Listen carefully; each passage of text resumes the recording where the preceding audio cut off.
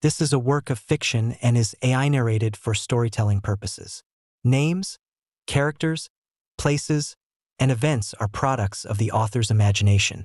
Any resemblance to actual persons, living or dead, or real events is purely coincidental. Callum's point of view. Maaga akong nagising. Walang alarma. Walang ingay basta nagising lang ako bigla. Dahan-dahan akong bumaling sa kanan. Nandoon siya. Si Elian. Nakatagilid. Payapa ang mukha. Bahagyang nakakunot ang noo. Na parang may iniisip pa rin kahit tulog. Ang isang braso niya nakapatong sa unan. Ang isa naman ay nakatupi sa gilid ng katawan niya. Napangiti ako. Ang sarap niya pagmasdan. Para siyang bata. Tahimik lang. Walang binibitawang salita. Walang masyadong bigat sa noo. Gusto ko sanang lapitan siya. Gusto ko sanang humiga sa tabi niya. Ilagay ang braso ko sa ilalim ng leg niya para mahila ko siya palapit sa akin. Pero hindi ko ginawa. Ayokong istorbohin ang katahimikan niya. Ayokong guluhin ang sandali niyang pahinga. Bumangon na lang ako. Tahimik akong lumakad papunta sa banyo. Naghugas ng mukha. Naghilamos. Pinilit kong hindi gumawa ng kahit anong ingay. Pagbalik ko sa kwarto, naroon pa rin siya sa kama. Himbing pa rin sa tulog. Napangiti na naman ako. Biglang may pumasok sa isip ko. Magluluto ako ng almusal. Kahit hindi ako marunong. Pero gusto ko siyang sorpresahin. Gusto ko siya mapangiti paggising niya. Gusto ko lang maramdaman niya na kahit hindi ako perpekto. Willing akong matuto para sa kanya. Pumunta ako sa maliit naming kusina. Tumingin-tingin sa paligid. May itlog. May pancake mix. Simple lang naman siguro to, di ba? Kaya ko to. Bulong ko sa sarili sabay ngiti. Kumuha ako ng 2 itlog. Binuksan ko ang kalan. Isang click, 2, 3 ayon, apoy. Okay, that's progress. Nilagay ko agad ang kawali. Medyo napaatras ako nung biglang uminit ng mabilis. Pero sige lang. Laban para kay Elian. Binati ko yung itlog gamit yung tinidor. Nilagay ko sa kawali. Ayos. Pero kailan ko ba itong baliktarin? Tinitigan ko lang. Habang unti-unting nagiging solid yung ilalim. Hindi ko alam kung sunog na ba o hilaw pa. Hinayaan ko lang. Bahala na si Batman. Habang pinipilit kong ayusin yung itlog. Kinuha ko yung box ng pancake mix. Binasa ko ng mabuti. Just add water. Sabi sa instructions. Aba, ang dali pala nito. Bulong ko sa sarili. Naghanda ako ng mixing bowl. Nilagay ko yung powder. Dinagdagan ng tubig. At nagsimulang haluin. Ayos! Bumalik ako sa kalan at nagsimulang magluto ng unang pancake. Nang naluto ko yung una sa tingin ko luto na siya, napangiti ako. Isa na. Maya-maya pa. Ikalawa na. Sunod-sunod. Aba, madali lang naman palang magluto ng pancake eh. Pero habang dumarami, napansin ko lang parang ang itim na ng niluluto ko. Sunog ba to? O toasted? Pero okay lang siguro. Basta, nag-effort ako. Hanggang sa bigla na lang may narinig akong boses sa likod ko. Callum, ano niluluto mo? Bakit amoy sunog na? Tanong sa likod ko. Napalingon ako sa likod. Gising na pala siya. Gising na si Elian. Nakapajama pa. Medyo gulo ang buhok. May bahid pa ng antok ang mata niya. Pero ang pinakaunang reaksyon niya. Napangiti ako.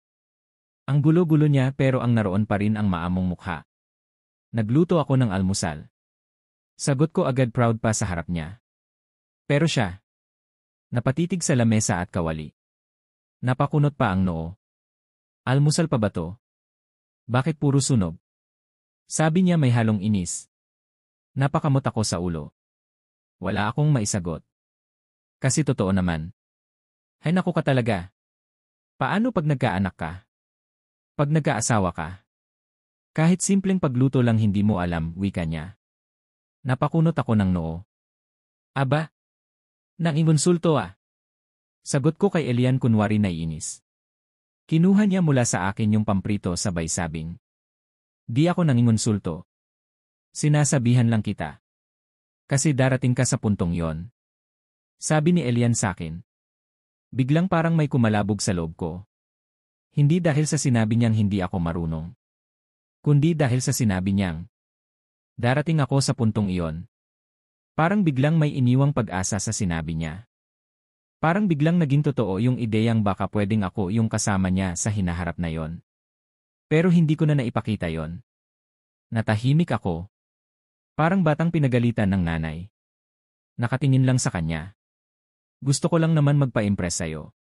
Gusto ko ako yung magluluto ng almusal natin. Para paggising mo, kakain ka na lang. Sabi ko kay Elian. Napairap siya. Pero kahit umirap siya, alam kong hindi siya galit. At kahit ganoon siya kaprangka, hindi siya bastos. Kaya lang talaga siya magsalita.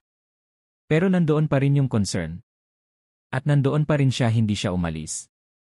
Gusto ko sanang lumapit ulit sa kanya. Yakapin siya mula sa likod habang nagluluto siya. Pero nung tinangka kong lumapit, bigla niyang inilapit yung mainit na pamprito sa kinatatayuan ko. Kaya napaatras ako. Sige, lapit ka. Sabi niya sa akin. Yakap lang naman. Sabi ko, nakanguso pa. Umupo na lang ako sa maliit naming mesa. Kasi ayaw magpayakap. Pinapanood ko siyang nagluluto. Magaan ang kilos niya. Sanay. Mainat. Tahimik. Pero kahit tahimik siya, ang dami niyang sinasabi sa mga galaw niya. Ang dami niyang sinasabi sa mga mata niya. Kahit di siya lumilingon. Napangiti ako. Kahit hindi naging perfect yung luto ko. At kahit napagalitan ako, masaya pa rin ako. Kasi siya pa rin ang una kong nakita sa umaga. Siya pa rin ang una kong nakasama. At kahit sunog lahat ng niluto ko, hindi naman siya umalis. At habang nakatingin ako sa kanya, napasabi ako sa sarili ko. Kahit ilang beses pa akong masunog sa pagmamahal na to. Basta siya ang dahilan, sulit na rin. Tapos na siyang magluto. Naayos na ni Elian ang almusal. Sa mesa mga itlog na tama lang ang pagkakaprito. At pancakes na golden brown. Hindi gaya ng mga gawa ko na halos kulay uling. Tahimik siyang naglakad papunta sa lamesa. Inilapag ang mga plato sa harapan ko. Amoy pa lang, alam mong masarap. Mas masarap kaysa sa kahit anong nabili ko sa labas. Mas masarap kasi siya ang gumawa. Habang inaayos niya ang mga plato, dumiretso siya sa counter at nagsalang ng tubig sa takore. Tumalikod siya sandali pero hindi ko maiwasang titigan siya. Yung simpleng galaw ng likod niya habang naghahanda ng tubig. Yung buhok niyang medyo magulo pa rin. Yung ekspresyon niyang focused pero relaxed, lahat ng yon. Parang cinematic scene na gusto kong i-replay sa utak ko araw-araw. Ang kaso, pagharap niya ulit sa akin, galit siya. Hindi naman galit na galit. Pero may kunot ang noo niya. Nakatitig siya sa akin. Hindi ako makakilos. Parang may ginawa na naman akong mali. Kaya bigla akong nagsalita. Aga-aga ganyan mood mo. May dalaw ka ba? Meron ka bang regla? Mga tanong ko para mapangiti siya. Sinubukan kong gawing biro kahit halatang kinakabahan ako. Pero hindi siya natawa. Meron ako. Sagot niya sabay tulis ng tingin. Meron akong babatukan. Dagdag pa niya. Napatigil ako. Pero hindi ako nagpatinag. Gusto ko lang naman magluto, Elian. Next time turuan mo na lang ako para di ka na mainis sa akin. Sabi ko. Hindi siya sumagot agad. Tinitigan niya lang ako. Yung titig na parang gusto akong lusawin. O ilibing. Hindi ako sigurado. At sa kanya binitiwan ang sunod na linya. Nagsasayang ka ng pagkain, Calum. Dalhin ko yung niluto mo sa office ni Miss De Vera. Ipaparate ko sa kanya. Sabi niya sa akin. Napatigil ako. Tumindig ako mula sa pagkakaupo. Parang automatic na tumayo ang katawan ko nang di ko sinasadya. Sira ka ba? Nagtatri lang yung tao. Sabi ko, may halong takot at hiya. At ayun na. Tumawa siya. Hindi ngisi. Hindi pilit. Yung totoong tawa. Hindi ko mapigilang ngumiti. Kasi iyon yung unang tawa niya ngayong araw. At ako ang dahilan. Kumulo na ang tubig. Nilagay niya ito sa 2 tasa ng instant coffee. Isa para sa kanya. Isa para sa akin. Inilagay niya yon sa mesa at naupo sa tapat ko. Tahimik kami sandali habang nagsisimula ng kumain. Simple lang yung almusal, may itlog, pancake, kape. Pero pakiramdam ko para akong nasa hotel. Kasi sa harap ko yung taong gusto ko. Anong schedule gagawin niyo ngayon? Wala akong update eh. Tanong ni Elian habang nilalagyan ng syrup ang pancake niya. May meeting ata kami mamaya. Lahat ng cadet kasama si Sergeant Reyes. Pero mamaya pa naman. Ikaw, ano gagawin mo ngayon? Tanong ko pabalik kay Elian.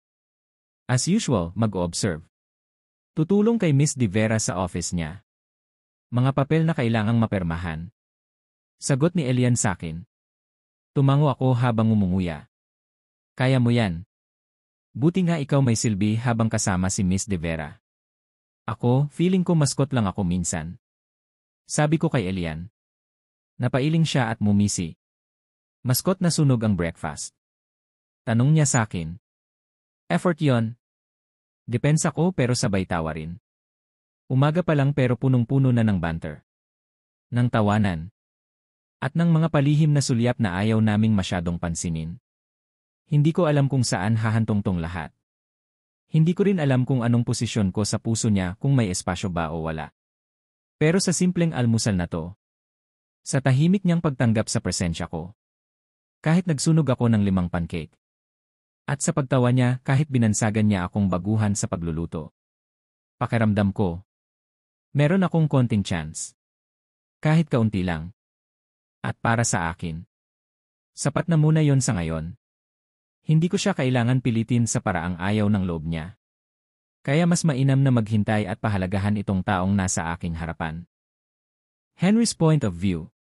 Nakaayos si Minerva sa kabilang sofa. Kape sa kamay at bahagyang naka-cross legs. Katabi niya si Mama na may hawak pa ring rosaryo kahit tanghali na. Si Papa naman, tahimik na pinapahid ang baso ng whiskey sa kamay. Habang nakatitig sa garden sa labas ng bintana. Iba talaga pag retired general kahit hindi nagsasalita. Parang may gustong patunayan. Ako ang unang nagsalita. Matapos ang mahabang katahimikan. Gusto kong pag-usapan natin si Callum. Sabi ko para maputol ang katahimikan. Napatingin silang lahat sa akin. Lalo na si Minerva. Na parang matagal nang hinihintay ang pagbanggit ko sa pangalan ni Callum. Sa loob ng 1 buwan at ilang linggo malaki na ang pinagbago ng bata. Iba siya ngayon. Mas tahimik. Mas may direksyon. At sa tingin ko malaki ang kinalaman doon ni Elian.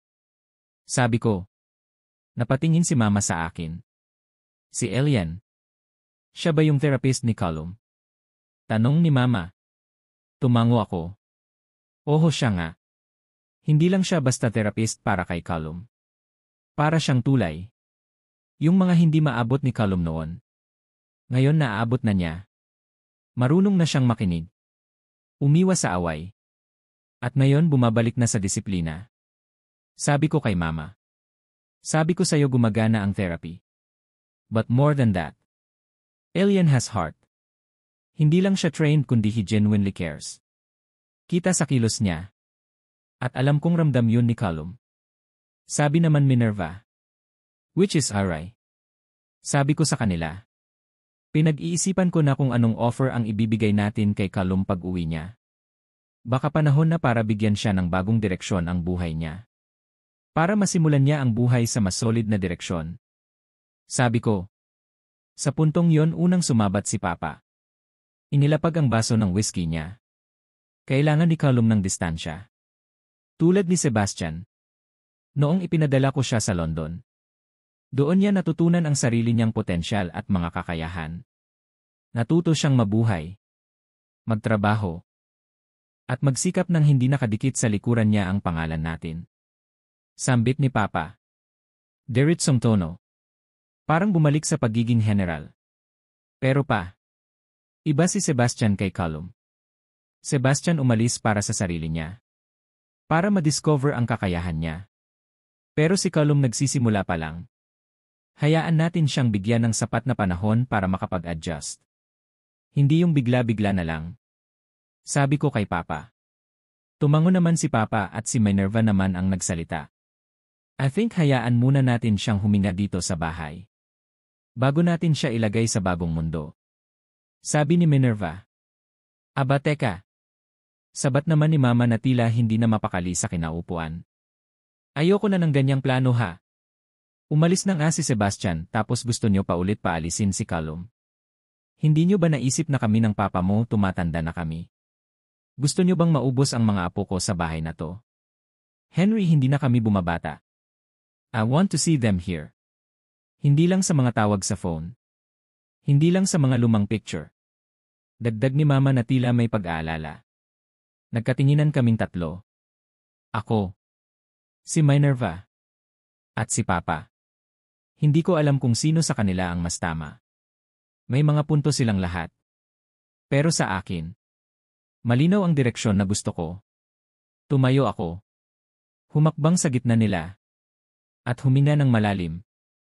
Hindi ko balak pag-awayan natin to. Pero gusto kong malaman nyo kung anong plano ko kay Callum. Sabi ko sa kanila. Tahimik ang lahat. Hindi ko siya ipapadala agad sa ibang bansa. Hindi pa ngayon. Hindi dahil sa takot siya. Kundi dahil kailangan niyang itayo yung sarili niya dito muna. Gusto kong makita niyang kaya niyang tumayo sa sarili niyang mga paa. Hindi bilang anak ng general. Hindi bilang kapatid ni Sebastian. At hindi bilang pasyente ni Elian. Kundi bilang si Callum. Callum na graduate ng aviation. Callum na pwedeng maging piloto. Sabi ko kay Mama, Papa at Minerva. Napalingon sa akin si Minerva. Tila nagliliwanag ang mga mata. Gusto mo ulit siyang maging piloto? Tanong ni Minerva. Tumango ako. Oho Minerva. Dahil trained siya sa pagiging piloto. At mas lalong mahal niya ang trabahong iyon. At sa tingin ko, ngayon lang siya handang harapin ulit yung takot na iniwan niya noon. Kung may suporta siya. Kung may panibagong lakas siyang nakuha sa mga taong kagaya ni Elian. Then want to give him chance to reclaim that dream. Sabi ko. Muling natahimik ang paligid. Wala ni isa ang sumagot agad. Pero sa dulo, si Mama na rin ang unang tumango. Basta promise mo. Hindi mo ipapadala si Callum sa ibang bansa. Sabi ni Mama. Umiti ako. Nilapitan siya. At hinawakan ang kamay niya. Promise, Ma. Sabi ko kay Mama. Tahimik lang si Papa pero alam kong narinig niya. Si Minerva naman. Tila mas kampante ngayon.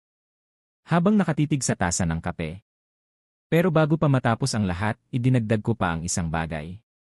Isa pa Henry, we want Elian personally. Hindi para questionin. Gusto ko lang siyang pasalamatan. Dahil sa lahat ng ginawa niya para sa apo ko. He deserves that. I want to give him a big hug. A reward that he deserves. Sabi naman ni Mama. Nagkatinginan ulit kami. At sa wakas, pare-pareho kaming tahimik hindi dahil wala na kaming masasabi. Kundi dahil sa unang pagkakataon. Iisa ang tibok ng puso namin para kay Callum. Gusto lang namin siyang maging malaya. Masaya. At tamang landas ang tinatahak niya. Henry. Tawag ni Mama hindi na alis ang tingin sa litrato. Kailan ba uwi si Sebastian? Tanong ni Mama na pabuntong hininga siya bago nagpatuloy. Pinapangakuan niya ako nung Pasko. Sabi niya sa akin uwi siya kahit sandali lang. Pero ilang buwan na ang lumipas hindi pa rin nagpaparamdam yung batang yon. Palagi na lang siyang pangako sa akin. Dagdag pa ni Mama. Natahimik ako. Hindi dahil hindi ko alam ang sagot. Kundi dahil pareho kaming nakahawak sa parehong pangungulila. Matagal na naming tinanggap na si Sebastian na once he found his place in the world, would only return in fragments. Emails. Tawag. Package. Minsan surprise video chat. Pero iba pa rin talaga pag nandito si Sebastian. Nilingon ko si Mama at pinilit kong ngumiti. Ma. Kilala natin ang batang iyon. Mahilig yun sa surprise. Hindi yan nagsasabi. Sabi ko medyo pabiro para gumaan yung loob niya. Napakunot ang noo ni Mama habang nakatingin sa akin. Kung magkaanak yun na di natin alam. Hindi na surprise yon. Gusto ko lang na forever apo ko silang dalawa ni Callum. Sabi ni Mama. Hay naku Carmen. Pag nandito yung mga apo mo halos awayin mo. Tapos pag wala dito namimiss mo.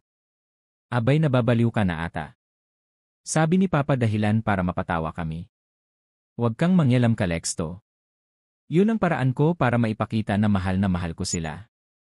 Sabi ni Mama. Napatawa ako. Pero may kurot sa puso ko. Ang totoo.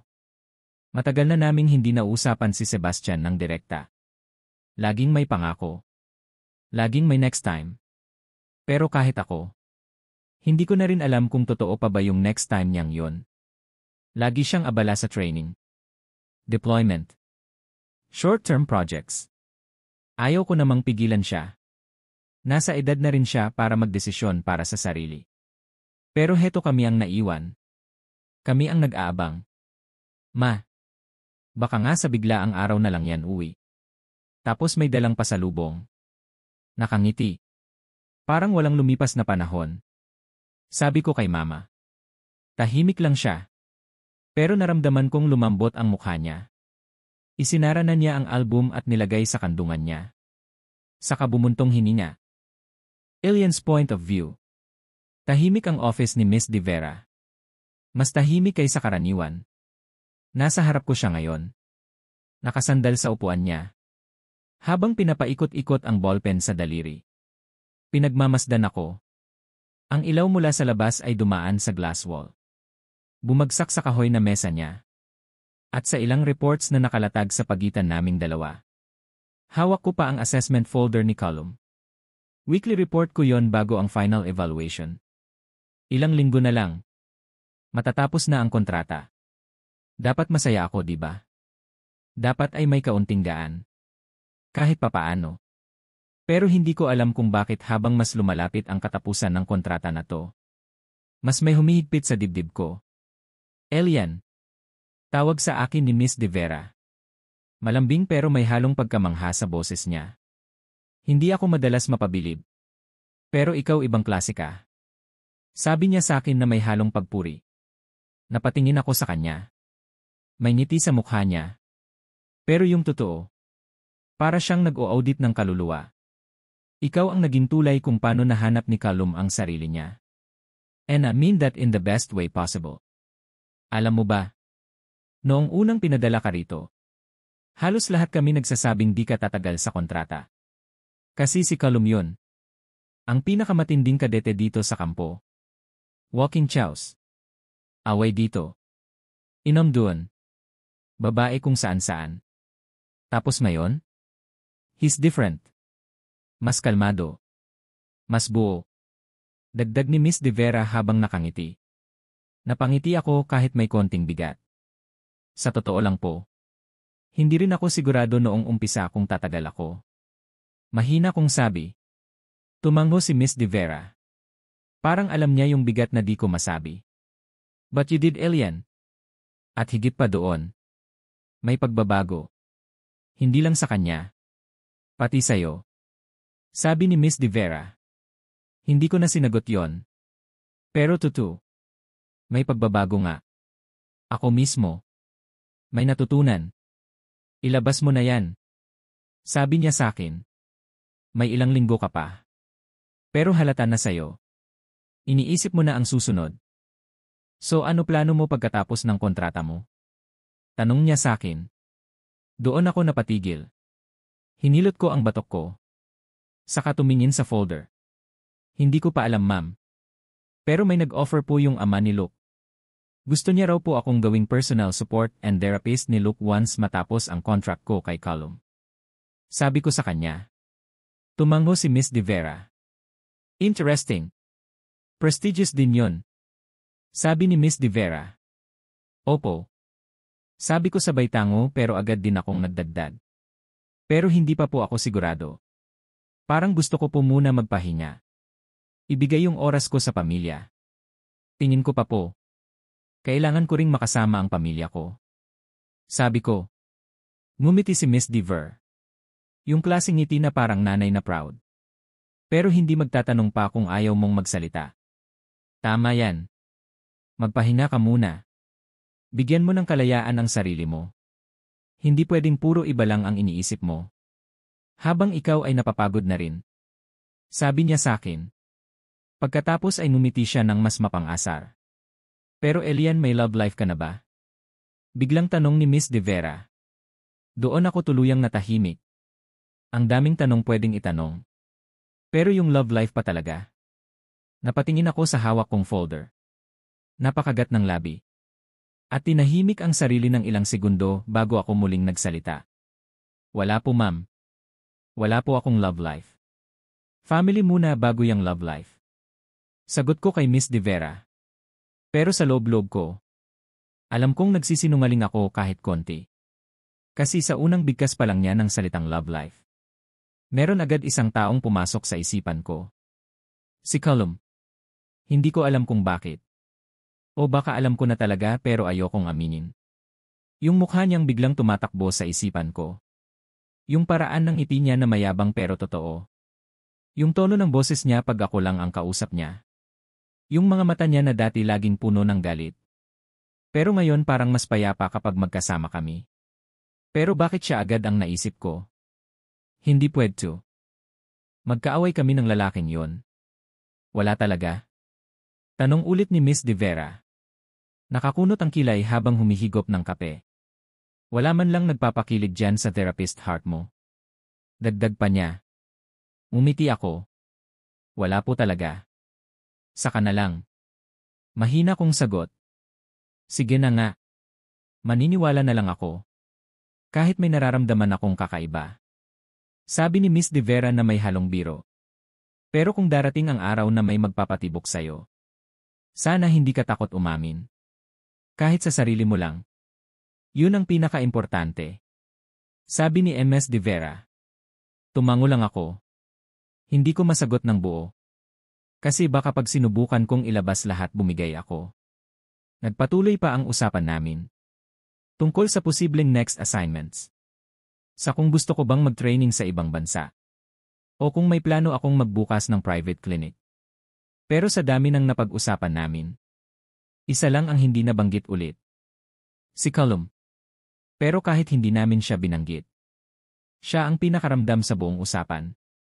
Kasi habang pinag-uusapan ko ang kinabukasan ko, hindi ko maiwasang mapatanong sa isipan. May parte ba siya roon sa future ko? Kasama ko ba siya sa mga planong binubuo ko? At kung meron man, paano ko yon ipaglalaban? Fast forward. Tahimik ang buong kwarto. Tanging lagaslas lang ng hangin mula sa bukas na bintana. At marahang pagkaluskos ng walis ang naririnig. Hapon na. Nag-agaw na ang liwanag ng araw at lambong ng dapit hapon. Ang mga sinag ng araw ay sumasayaw sa sahig. Habang ako ay nakayuko sa pagtutupi ng mga uniforme ni Callum. Hi Elian. Bulong ko. Napapailing habang inaayos ang kolar ng isang polo niya. Napansin ko. Halos sa kanya na halos ang buong laundry basket mga pawisan. Gusot. Amoy araw. Pero hindi ko siya maipagtabuyan. Hindi ko rin siya maipagkibit balikat. Ang sabi ko sa sarili ko. Lilinisin ko lang muna ang kwarto. Pero heto ako ngayon. Tinitiklo pa ang mga damit ni Callum habang pakanta ng mahina. Hindi ko alam kung ilang ulit ko nang tinanong sa sarili ko. Kung bakit ko ginagawa to. Pero ang mas malala. Hindi ko alam kung bakit ko siya hinihintay. Andito ako sa kama niya nakaupo. Umaasang bumukas ang pinto. Umaasang marinig ko ang boses niya. Nagbabaka sakaling bumukas ang pinto at sabihin niyang, "Anong merienda, Elian?" Napapikit ako. Natigilan. At sinampal ang sarili sabay sabing, "Ano nangyayari sa'yo, Elian? Bakit mo siya hinihintay? Uwi na lang siya kung gusto niya. Huwag kang maghintay sa taong tigre." Sabi ko sa sarili. Para akong baliw na may nag-aaway sa loob ng katawan ko. Napailing ako. Itinupi ang huling shirt niya. Napatingin sa orasan. 5:00 na. Pero wala pa rin siya. Hay tama nakakaisip Elian. Pero parang sinagot ng langit ang buntong hininga ko. Sapagkat bago ko pa man maibalik ang huling damit sa drawer. Nang biglang, clack! Bumukas ang pinto. Callum. Tawag ko agad. At nang lumingon ako, siya nga. Bumagal bigla ang mundo ko. Nakatayo siya sa may pinto. Basang-basa ng pawis. May dumi sa uniforme. May grasa sa kolar. Ang buhok niya nakatupi paharap. Parang ilang ulit ng hinawi ng kamay. At ang mukha niya pagod pero buhay. Seryoso siya. Pero may laging ngiti sa gilid ng labi. Ba't ganyan mukha mo? Agad kong tanong sa kanya sabay lapit sa pintuan. May masakit ba sayo? Tanong ko ulit. Tumango siya. Walang salita. Tinuro niya ang kanang braso. Dito sa biceps. Parang nabinat kanina sa drill. Di ko maangat ng maayos. Sagot niya sakin. Tiningnan ko biceps niya. Pinindot-pindot ko. At napapniwi siya kaya pumasok kami sa kwarto. Umupo ka na muna dyan sa sahig. Utos ko sa kanya. Walang tanong-tanong. Sumunod siya. Hindi pareho nung una pag inuutusan ko siya agad siyang nagagalit sa akin. Pero ngayon hindi na. Habang inaabot ko ang maliit naming first aid kit. At massage ointment sa shelf. Narinig ko ang pagkaskas ng tela. Paglingon ko. Hinubad niya ang pang-itaas. Di mo naman kailangang maghubad para ayusin niyang braso mo. Sabi ko sa kanya. Sanay ka na diba? Sagot niya sabay ngiti. Besides, ikaw lang din naman ang may pakialam sa katawan ko. Dagdag pa niya. Napairap ako ng bahagya. Pero hindi ko maitago ang ngiting pasimple. Lumuhod ako sa tabi niya. Kinuha ang ointment.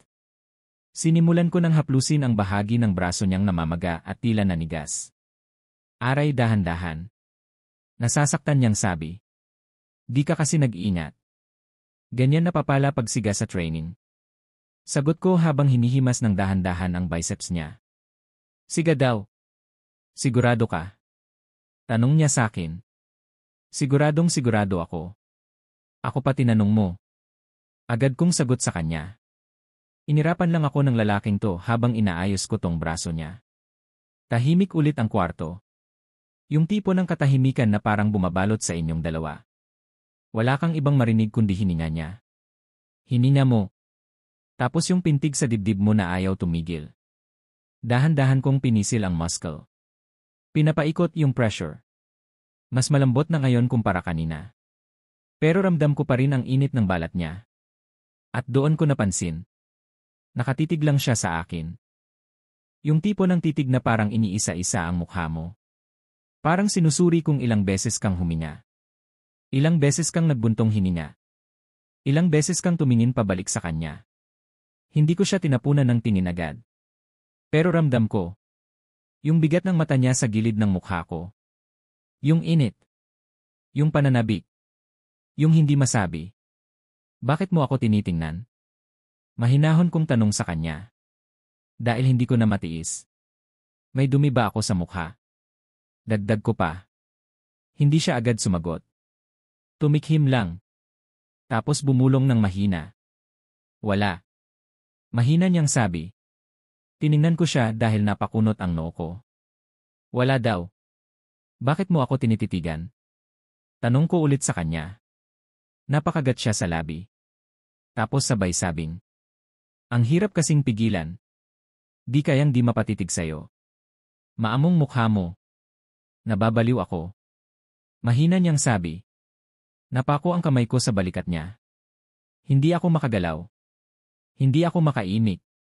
Pero ramdam ko. Ramdam ko sa puso ko na gusto ko rin siyang titigan pabalik. Pero pinili kong ngumiti. At iniba ang usapan baka mapunta naman sa sitwasyong di ko inaasahan. Next time mag-ingat ka. Hindi ako laging andito para gamutin ka. Sabi ko para ibahin ang usapan. Binalot ko na lang ng benda ang kanang braso niya at minisyan ko siya.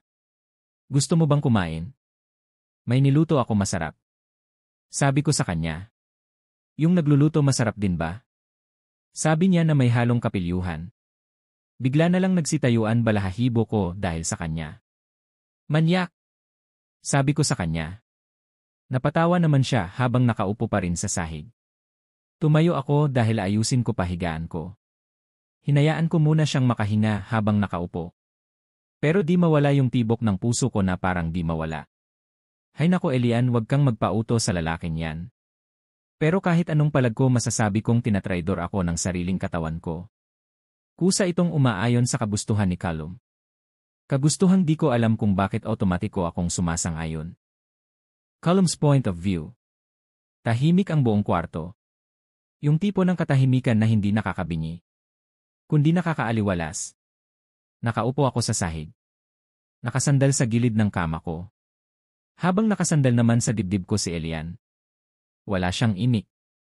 Hawak niya ang isang lumang novel. At panay lang ang pagbabasa. Habang ang mga daliri niya ay marahang kumikiskis sa gilid ng pahina. Ramdam ko yung bawat paghinga niya. Mabagal. Relax. Parang musika sa gabi. Pinikit ko sandali ang mga mata ko. Pilit iniintindi ang tibok ng puso ko na hindi na ata normal simula nung pumasok siya sa buhay ko. Hindi ko masabi kung bakit.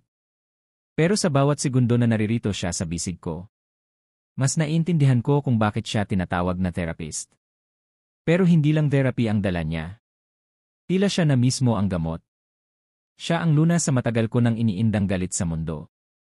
Napatungo ako sa batok niya. Inalalayan ko ang sarili kong huwag maging halata. Pero hindi ko natiis. Ang bango niya. Hindi perfume. Hindi sabon. Yung natural scent niya.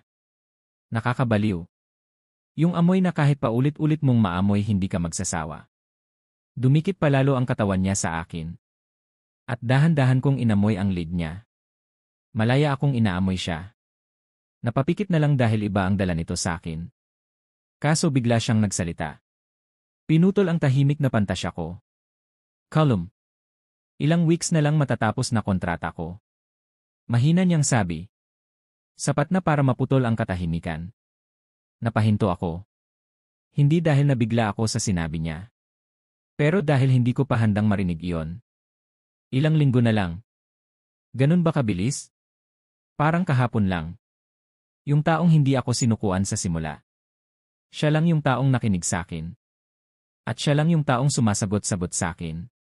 Pero nagsalita ulit siya. Kaya wala akong nagawa kundi makinig. Sana kung anong pinapakita mo sa akin. Ganun din sa mga magulang mo.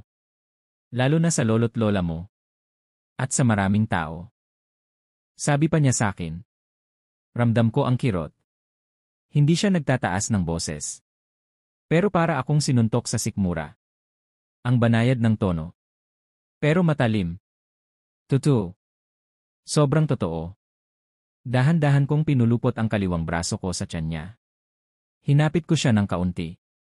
Parang baka matanggal siya sa akin kung hindi ko siya didikit pa. Ano plano mo pag natapos na kontrata mo?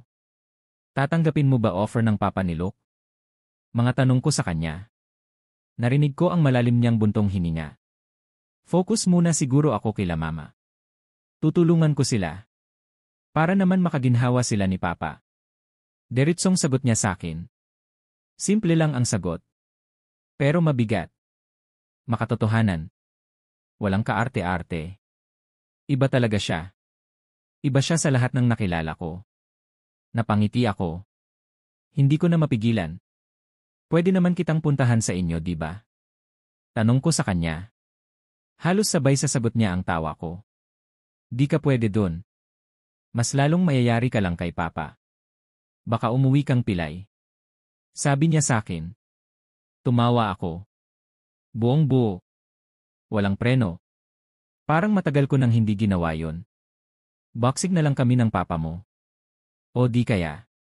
Papayag akong saktan niya ako basta kapalit nun yung anak niya. Elian yung pangalan. Sabi ko sabay tawa ng mahina. Bigla niya akong kinurot sa tagiliran. Napangiwi ako. Pero lalo lang akong natawa. Pero biglang sumeryoso ang mukha niya. Ramdam ko sa pagtigil ng katawan niya sa paggalaw. Naramdaman ko rin yung dahan-dahan niyang paghinga bago siya muling nagsalita. Callum, gusto ko lang ipaalam sa'yo na di kami kasing yaman nyo. Mayaman lang ako sa pagmamahal ng pamilya. Pero hindi kami mayaman sa pera. Pero kahit di kami mayaman sa pera, iba pa rin yung pakiramdam na may nasasandalan ka. Lalo na pag down na down ka. Kaya ikaw pakiusap. Sabi niya sabay putol sa sinasabi niya. Naramdaman kong huminga siya bago magpatuloy. Napalunok ako. At pinakiramdaman ko ang bawat salita niya. Kaya ikaw Calum pakiusap. Mahalin mo yung mga magulang mo. Huwag mo silang tatalikuran.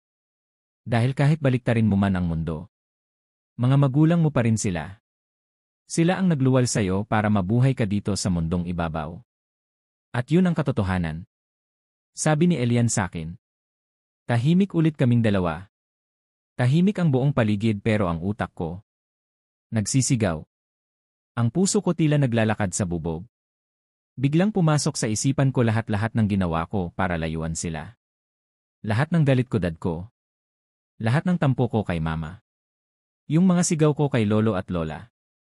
Yung mga pagkakataong pinili kong hindi sila pakinggan. At ito siya ngayon. Si Elian. Hinawi lahat ng yon gamit lang ang salita. Hindi niya ako sinigawan. Hindi niya ako tinulak. Pero heto ako bumabagsak. Unti-unting hinuhubad ang kapalaluan ko. Hinawakan ko ang kamay niya. Dinala ko ito sa labi ko at marahang hinalikan.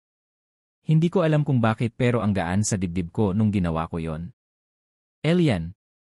Mahina kong sabi. Hawak pa rin ang kamay niya. Gusto ko lang din malaman mo na hindi hadlang ang pagiging wala o pagiging mahirap para hindi kita mahalin. Sabi ko kay Elian. Humina ako ng malalim. Tiningnan ko siya. At para bang pinakawalan ko lahat ng pride na mayroon ako. Ikaw lang yung taong may kakayahang pagsabihan ako ng ganito. Ewan ko kung anong meron sa'yo. Pero handa akong ibaba ang pagiging red flag ko maipakita ko lang na buo at totoo ako sa'yo. Mahina kong sabi. Tahimik siya sa sinabi ko. Pero ramdam ko na narinig niya yon. Na kahit hindi siya sumagot. Alam kong may narating ang mga salita ko. At sa gabing ito, habang magkahawak ang kamay namin, at magkadikit ang katawan namin, isa lang ang pumasok sa isipan ko. Hindi ko kailangang tumakas sa nararamdaman ko. Gusto kong ipakita sa kanya na totoo ako. Ayokong sayangin ang mga oras na ito. At mas lalong ayaw kong mawala sa tabi ko itong taong nakasandal sa dibdib ko. Gusto ko siyang yakapin. Gusto ko siyang itago sa dibdib ko. Gusto ko siyang angkinin. Gusto kong magtagal pa siya sa piling ko. Gusto ko siya sa bawat gising. Sa bawat hapunan. Sa bawat ulan at tag-araw ng buhay ko. Dahil sa ngayon. Sa bawat hawak ko sa kamay niya. Sa bawat titig niya na hindi niya alam na pinagnanakawan ko ng sulyak. Isa lang ang malinaw sa akin. Mahal ko si Elian. Inamoy-amoy ko ulit siya. Hanggang sa napahinto ako sa tenga niya at sabay bulong ng. Handa akong ligawan ka Elian. Angkinin ka ng buo. At bigyan ng pagmamahal na di mo makikita kahit kanino. Sabi ko sa kanya. At dito po nagtatapos ang chapter 15. Maraming salamat po sa pakikinig at pagsubaybay sa kwento. Maraming salamat po.